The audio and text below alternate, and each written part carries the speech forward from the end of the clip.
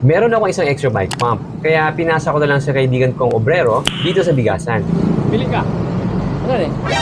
Ate ka ko rin mo. Ang imo aday. Ito ka man ako. Ang masay mo na. Sarang, salamat ha? Oo. Ay, wala. Oo. Idol ko talaga ang may-ari ng bigasan na to. Biro nyo, binigyan niya ng bike niyang kaibigan ko na yan. At di basa-basa yung mountain bike na binigay sa kanya. Naka-semi XC group set kasi, sabay tubeless pa. Kaso, 3 beses nang kumutok yan sa gitnang bahay namin para lang humiram ng bike pump. Kaya ayan, hinanap ko yung spare bike pump ko at binigay ko na sa kanya. Nice. Salamat na niya. Sige, welcome. Yung bike ko, hindi naka-tubeless, kaya suki ako dito sa vulcanizing sa labas ng bahay namin. Kaso walang Presta bulb si Manong, kaya tara, remedyohan natin.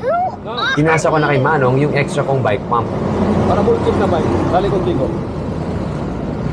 May... Kailangan niyang sina. Okay na? Oo. Ito este. Okay na. Thank you. Para sinigitan bike. Matindi dito si Manong. Alauna ng madaling araw, open pa siya dito. At nagbubulkit pa yan ng mga motor. Okay. Sabay 6:30 ng umaga, open na rin siya ulit. Di yata natutulog si Idol eh. Nagcha-charge lang. Thank you. Welcome. May... Sobra naman si Dimio, sinema niyo. Birthday ara din yung kinaregalo. Birthday din yun. Di veras? Para. Ito niya ito. 5-7. Uy, ang swerte yan. 3 años lang, receive yan ito. 6-7? 5-7. Pwede yata na swerte. Pakata lang mga record.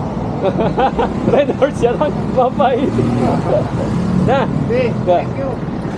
Alright, that's a wrap. Ingat mga kabadyak.